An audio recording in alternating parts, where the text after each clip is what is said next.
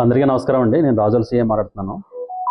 గౌరవ ఎస్పీ గారి ఉత్తర్వుల మేరకు మరియు డిఎస్పీ గారి పర్యవేక్షణలో ఎప్పటికప్పుడు మేము పాత గంజాయి ముద్దాలని రీవిజిట్ ప్రోగ్రాంలో భాగంగా అందరిని కూడా పిలిపించి కౌన్సిలింగ్ చేయడం జరుగుతుంది.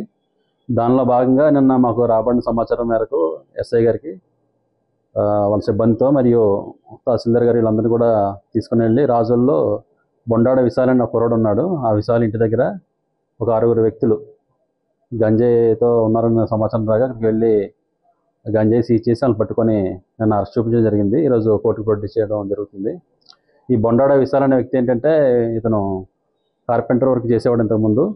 ప్రస్తుతం ఏంటంటే అతను ఒక ఫేక్ ఇన్స్టాగ్రామ్ అకౌంట్ ఒకటి క్రియేట్ చేసి కొంతమంది యువతను దాంట్లో యాడ్ చేసుకొని ఇన్స్టాగ్రామ్ అకౌంట్లో ఈ గాంజా స్మాల్ క్వాంటిటీలో ఫోటోలు పెట్టి ఆ గాంజాయి సేల్ చేస్తున్నాడు.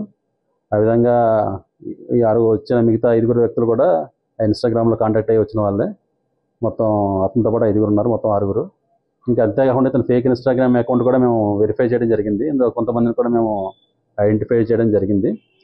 వాళ్ళని కూడా ఒకసారి వాళ్ళ యాంటిసిడెంట్స్ వెరిఫై చేసి వాళ్ళని కూడా మేము ఒకవేళ వాళ్ళు కూడా గంజాయి సేల్ చేస్తే వాళ్ళ మీద కూడా కేసులు పెట్టి అరెస్టులు చేస్తాము.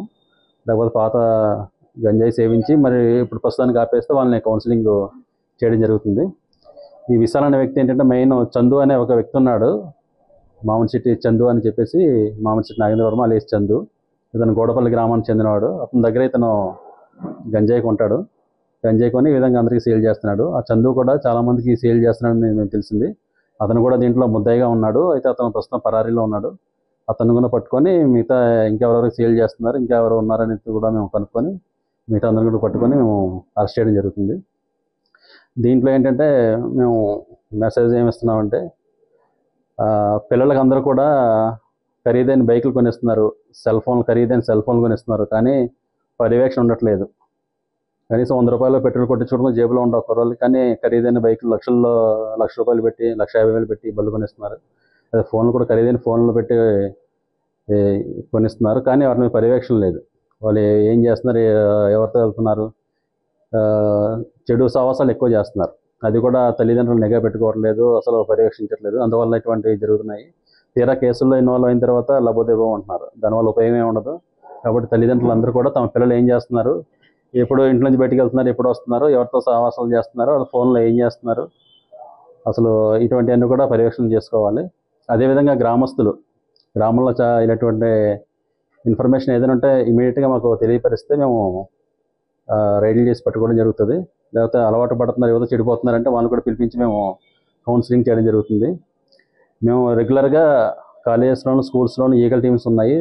అక్కడ మేము కౌన్సిలింగ్ కార్యక్రమం చేస్తున్నాం. అదేవిధంగా చుట్టుపక్కల ఉన్న షాపుల్లో కూడా మేము ఎక్కడైనా ఇటువంటి గంజాయి కానీ ఇటువంటి వేరే మత్తు పదార్థాలు కానీ ఏమన్నా సేల్ చేస్తారని చెప్పేసి ఎప్పటికప్పుడు మేము రైడ్లు కూడా చేస్తున్నాము.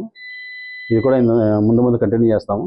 ఎస్పీ గారు ఇచ్చిన ఉత్తర్వుల మేరకు మరియు మా డిఎస్పీ గారు ఇచ్చే పర్యవేక్షణ అంతా మేము కండక్ట్ చేస్తున్నాము. ఈ ప్రోగ్రామ్స్ కూడా ఇంకా రెగ్యులర్గా కండక్ట్ చేస్తామని మా 3 పోలీస్ స్టేషన్ల పరిధిలో ఎక్కడ కూడా గంజాయి లేకుండా, ఇతర మత్తు పదార్థాలు లేకుండా పూర్తిగా నిర్మూలిస్తామని మీ మీడియా పూర్వకంగా మేము తెలియపరుస్తున్నాం. ఇన్స్టాగ్రామ్ అకౌంట్లో యాక్టివ్గా ఒక 10-15 మంది ఐడెంటిఫై అయ్యారండి. ఇంకా చాలామందిని ఐడెంటిఫై చేయాల్సి ఉంది. ఒకసారి అకౌంట్ డీటెయిల్స్ తీసుకొని వెరిఫై చేస్తాం. తర్వాత అతని యొక్క బ్యాంక్ ట్రాన్సాక్షన్స్ ఉన్నాయి. అతను ఫోన్పే వాడుతాడు ఎక్కువ. పేమెంట్ అంతా కూడా ఫోన్పేకి చేయించుకుంటున్నాడు. అతని బ్యాంక్ అకౌంట్స్ 2 ఉన్నాయి. ఆ అకౌంట్స్ అన్నీ కూడా వెరిఫై చేస్తాం.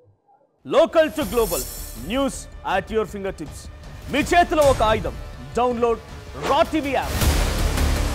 Media legend Ravi Prakash is back.